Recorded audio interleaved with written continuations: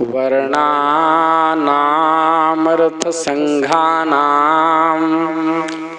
रसानां छन्दसामपि मंगलानां च कर्तारौ वन्दे वाणी विनायकौ भवानी शंकरौ वन्दे श्रद्धा विश्वासरूपिणौ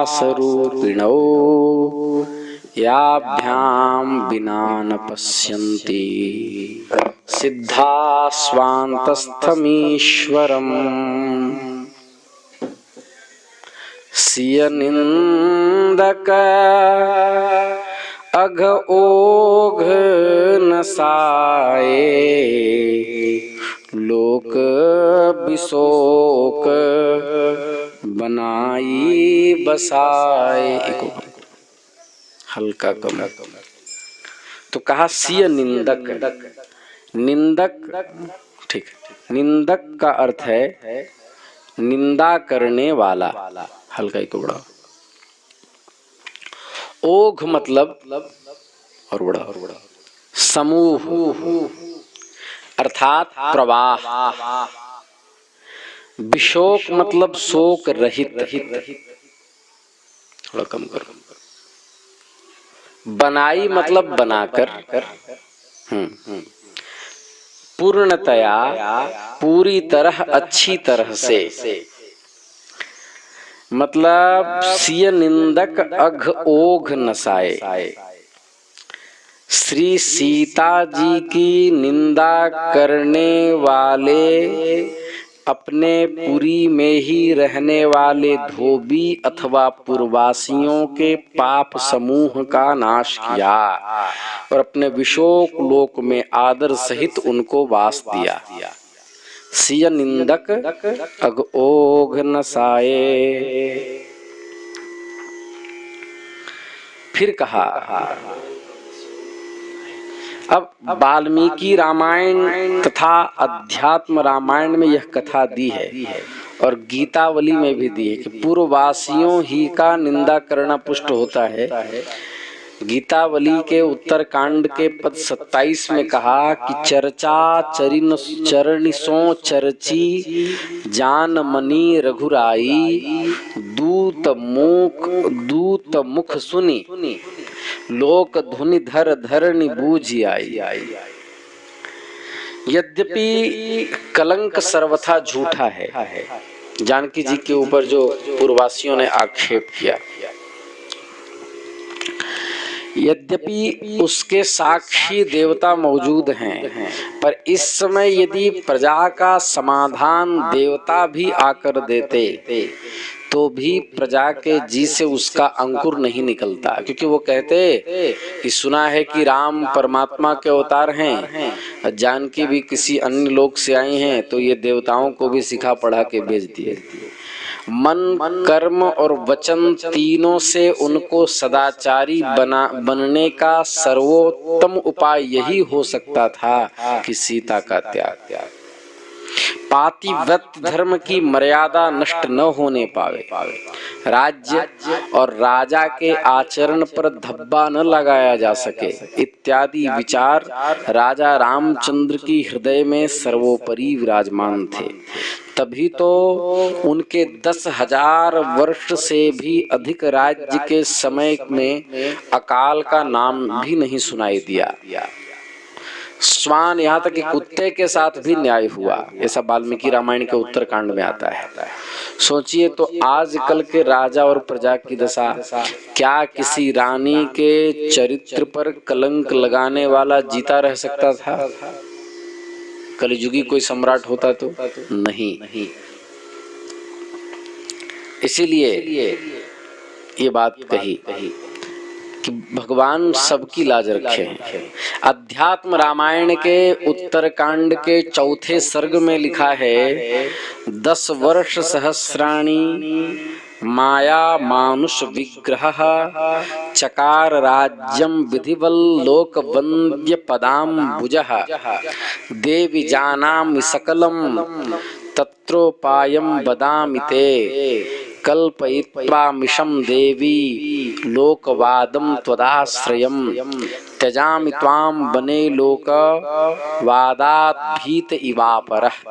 ऐसा अध्यात्म रामायण में आया है कि माया मानुष रूपधारी श्री राम जी जिनके चरण कमलों की वंदना त्रैलोक्य करता है, उन्होंने विधि पूर्वक 10,000 वर्ष राज्य किया। ततः पश्चात एक दिन महारानी जी ने उनसे कहा कि देवता मुझसे बार बार कहते हैं कि आप वैकुंठ चलें तो श्री राम जी भी वैकुंठ आ जाएंगे। श्री राम जी ने कहा कि मैं सब जानता हूं, इसके लिए तुम्हें एक उपाय बताता हूं। मैं तुमसे संबंध रखने वाले लोकापवाद के मिश से तुम्हें लोकापवाद से डरने वाले अन्य पुरुषों के समान वन में त्याग दूंगा।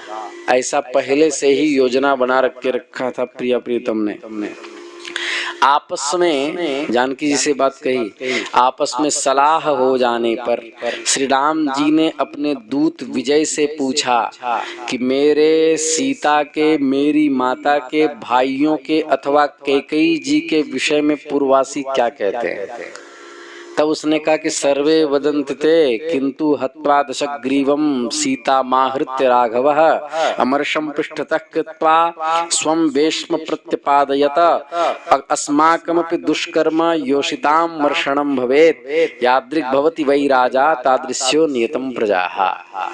ये बात पूर्ववासी कह रहे हैं भगवान। क्या बोले? सभी कहते हैं कि उन्होंने रावण को मार करके श्री सीता जी को बिना किसी प्रकार का संदेह किए अपने साथ लाकर रख दिया, सीता की परीक्षा भी नहीं ली। अरे जो पर पुरुष के यहाँ इतने दिन तक रहकर आई हो, उसकी प्रामाणिकता कैसे होगी? अब हमें भी अपने स्त्रियों के दुष्चरित्र सहने पड़ेंगे, क्योंकि जैसा राजा होता है वैसी प्रजा होती है। ये लोकापवाद चल रहा है। एक बात और है कि बहुत लोग कहते हैं, जब अभी ये चुनाव वाला अवसर हुआ तो लोग कह रहे थे कि अरे बीजेपी ने मंदिर बनाया तो जिस अयोध्या ने बीजेपी को वोट नहीं दिया, अरे ये तो जानकी जी का भी साथ नहीं दिया इन लोगों। पर ऐसी बात नहीं करनी चाहिए। राजनीति अलग पक्ष है, अयोध्या में रहने वाले कोई सामान्य जन नहीं होते, क्योंकि अयोध्या में कोई रह रहा है तो भगवान का पार्षद ही है शास्त्र प्रमाण से। तो ये धोबी जो कलंक लगाने वाला, हालांकि सभी लोग कानाफूसी तो कर रहे थे, किंतु वह जो अयोध्यापुर का जो धोबी था उसने स्पष्ट वचन कहे थे। अयोध्या के धोबी ने स्पष्ट कहा था कि अब हमें भी अपनी स्त्रियों के दुष्चरित्र सहने पड़ेंगे, क्योंकि आपने लंका से बिना जांचे परखे जानकी को लाया है। ये धोबी था कौन जिसने कलंक लगाने का यत्न किया? तो मानस जी के अनुसार इसके प्रसंग में यह कथा है कि पूर्व जन्म में यह धोबी तोता था, शुक था। यह अपनी सुकी के साथ रति क्रीड़ा कर रहा था। श्री जानकी जी इसमें बहुत छोटी थी और दोनों को उन्होंने अलग अलग पिंजरे में कर दिया खेल खेल में।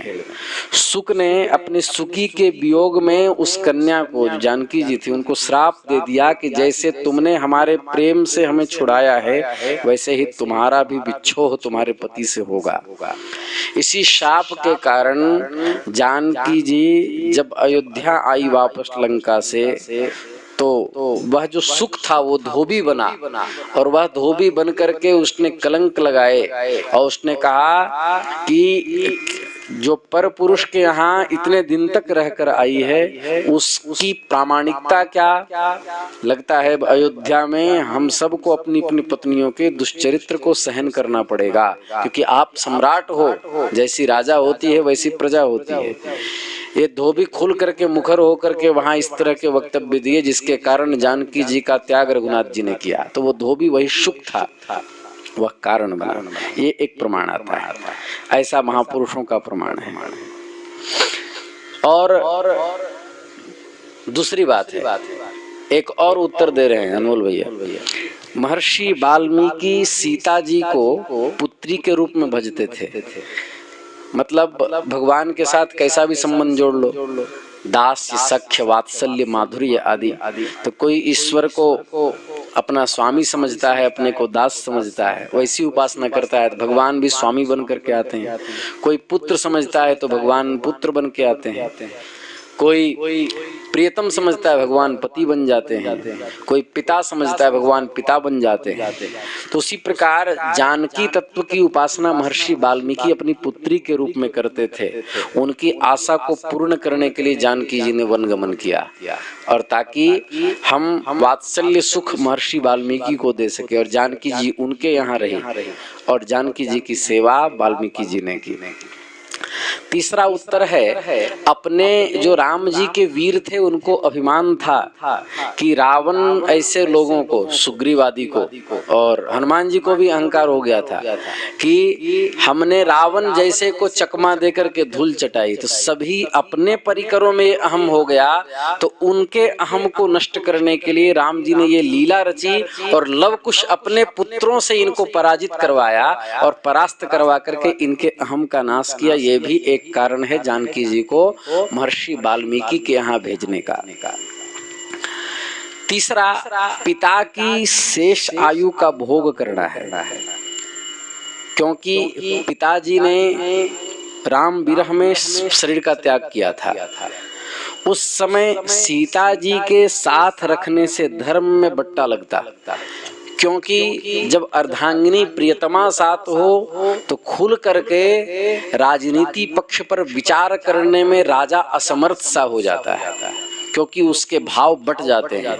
कुछ समय घर में देना पड़ता है, कुछ समय राजनीति में देना पड़ता है। तो भगवान सर्वतंत्र स्वतंत्र होने के लिए जानकी जी को तप वाला मार्ग दिखाया और स्वयं राज्यासीन रहे और रजक द्वारा यह त्याग का चरित्र करवाया। श्री वृंदावन बिहारी लाल की जय। आगे गोस्वामी जी कह रहे हैं, बंदों कौशल्यादि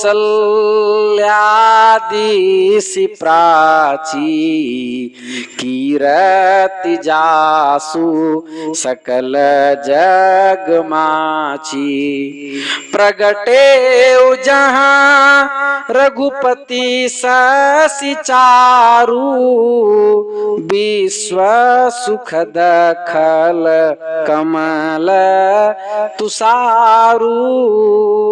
कहा बंदों कौशल्यादिशि प्राची, मैं कौशल्या रूपी पूर्व दिशा को प्रणाम करता हूँ। कौशल्या को क्या बनाया? उपमान। पूर्व दिशा को, कौशल्या को उपमेय, पूर्व दिशा को उपमान बनाया।